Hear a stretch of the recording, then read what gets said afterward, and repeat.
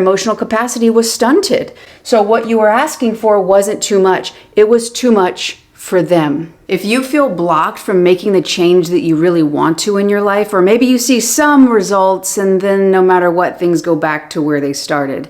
Maybe that's about love. Maybe that's about an amount of money. Regardless of what area of life, if you feel blocked from creating the life that you really want to live, this video is for you. I'm going to be showing you where most people are wasting their resources and energy, how you can avoid making this mistake. I'm going to be visually showing you what's going on, and most importantly, how you can tap into the true power that you inherently have to start creating the life that you really want to live. When you understand how these dynamics work, you can better understand where to put your energy to get the outcome that you're really looking for and that you deserve to experience in your life. So let's get started. In this video, we're going to be heavily talking about your subconscious mind, how powerful it is, how much it influences your current day life, but most importantly, how you can start reprogramming it so that you can experience whatever you want more naturally, more easily.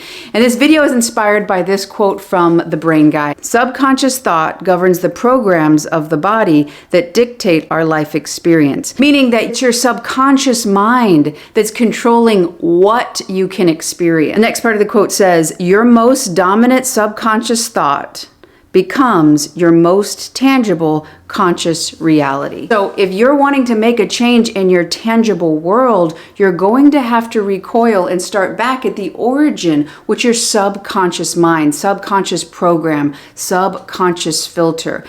Outside of your conscious awareness right now, you are actually filtering out anything that doesn't align with the idea you hold to be true about yourself, how people are supposed to treat you, what you deserve, what you're worthy of. No matter what it is unconsciously that you believe, and remember, a belief is not objectively true. A belief is something you hold on to, a thought you think over and over and over that's hardened into fact according to your body. So you're going to see through that program, through that unconscious filter, and that's all you're going to be allowed to experience. You'll literally filter out. Your physical senses will not be able to perceive of anything outside of your subconscious programs. So this is usually what I see a lot of people do. This is where people are doing affirmations, they're doing visualizations, so much work, so much effort, and you're putting it all out there. But what you got to understand is that your conscious awareness, which is where we're here right now in your conscious awareness, that only governs 5% of yourself, of the whole capacity of your power. So if you're putting all your energy into 5%, that's great, right? You got the determination, you got the persistence. The issue is that your subconscious, after the age of 35 specifically, and this is a lot of Dr. Joe Dispenza's work, your subconscious will run 95% of your life. And if we go to the Brain Guy's quote that your subconscious thoughts is basically dictating what your physical presence can experience, well, when we change this 95% here, when we make changes to the contents of this,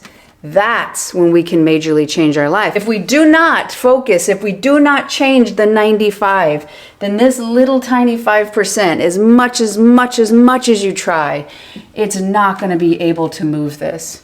And also, too, your 5% is trying so hard, but the filters of the 95% are literally keeping outside your physical senses.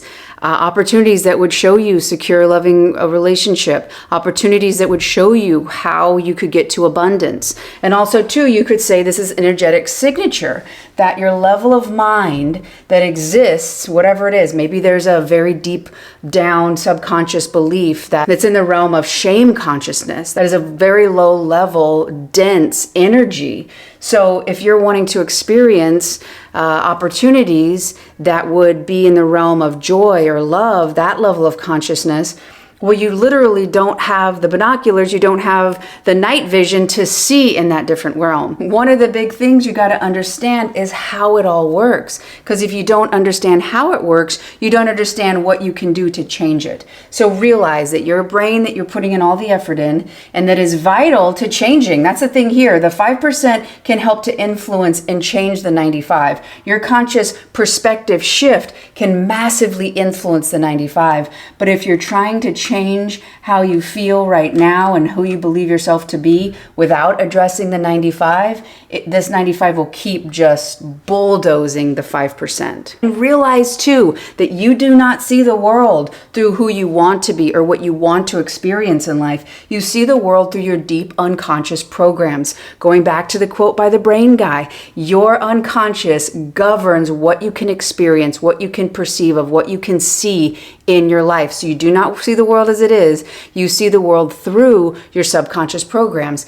And the next step would be, okay, I see how impactful, I see how much this is influencing. And Carl Jung said, until you become conscious of what is unconscious, it will rule your life and you'll call it fate. Because there's nothing you can do, it feels, to change your life because you haven't applied the energy to where you need it most. How can you influence and make a change to this dynamic? What I've experienced is one of the easiest ways to start getting into the subconscious and shifting those is not to physically force that subconscious belief to be something else. It's by letting it go. You're like, well, Abby, if letting go was that easy, I would have done it by now. Well, I hear you, and I used to think that as well until I was taught this and I applied it and I could see how helpful this is. And now I've talked about it before, but I'm just going to keep saying it because this has dramatically changed my life when it comes to love, when it comes to money, when it comes to how and who I can be in the world.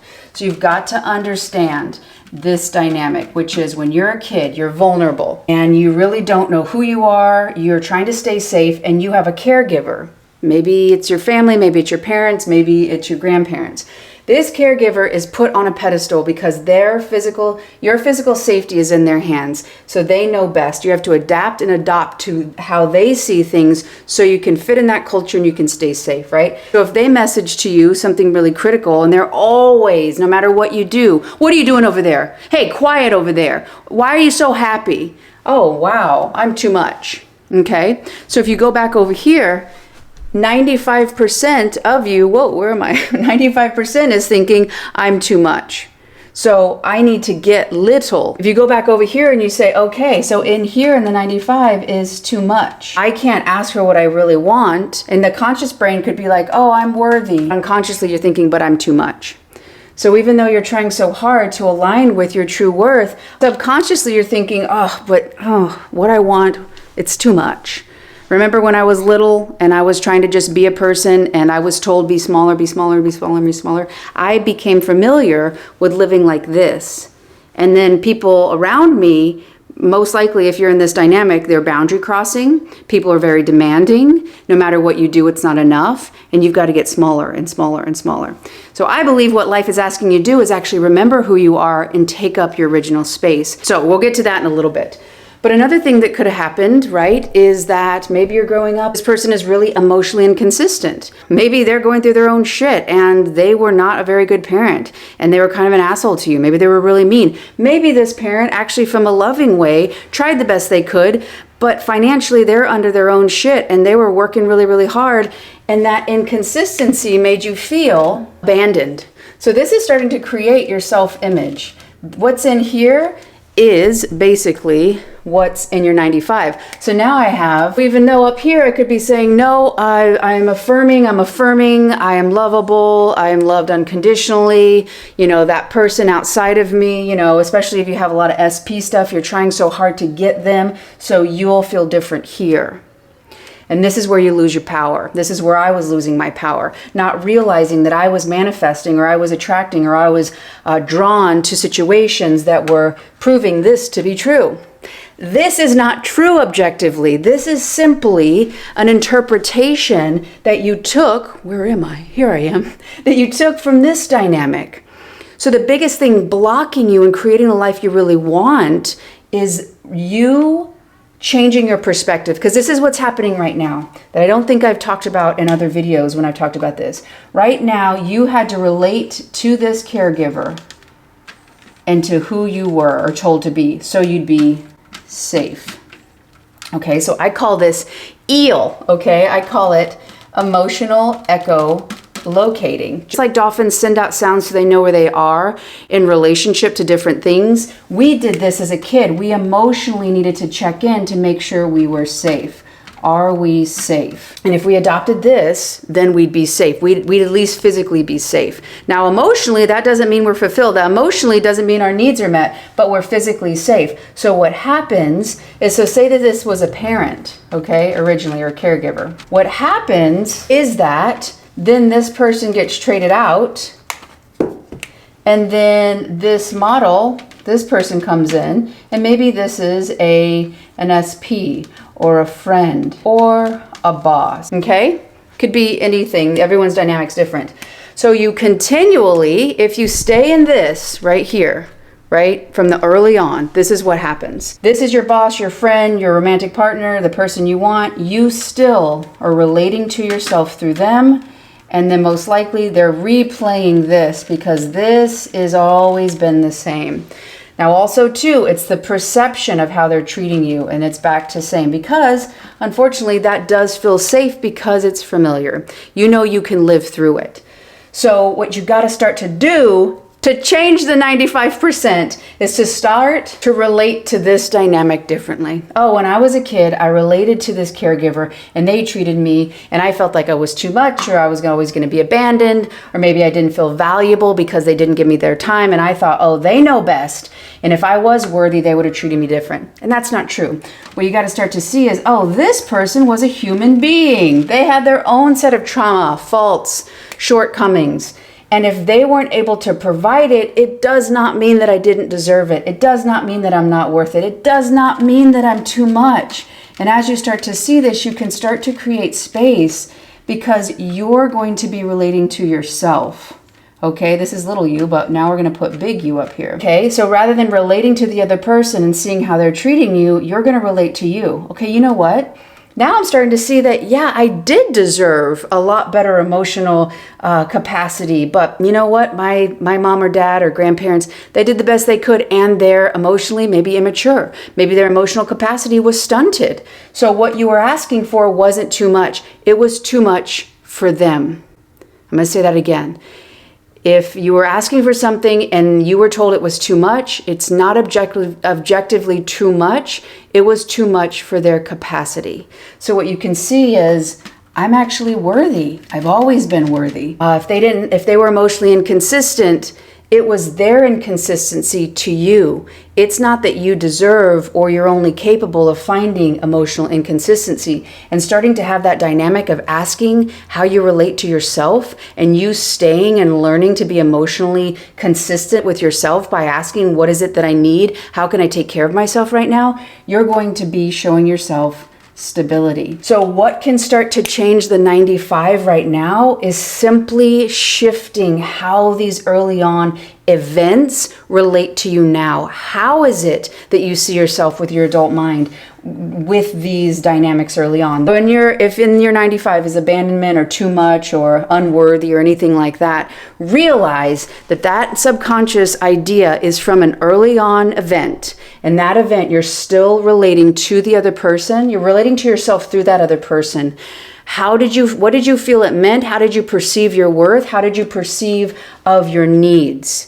The more you can start to relate to yourself by understanding that they're human, they had shortcomings, and make this shift, that is when you can start coming over here and start changing these and start erasing these and start basically disconnecting with this idea of yourself and replacing it with worthy, love, abundance. And we go back to that quote from earlier, saying that the subconscious programs governs the part of the body that allows whatever your life experience is now. Look what you've opened up the door for. Opportunities, situations, people that treat you like you're worthy. Situations, circumstances that flow in abundance. And situations, and especially too with that emotional consistency, if you have a big abandonment thing, the more you're emotionally paying attention to what you need and what you're going through, the more emotional availability you have to yourself, the more you can dramatically shift whatever has been happening underneath the surface. Then, as you're doing this 5%, it's just going to create that positive momentum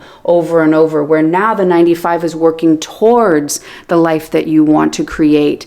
This is the biggest block that I see people making. This is the biggest block that I've made in previous parts of my life, and I continue to work with the 95. The 95 is your friend.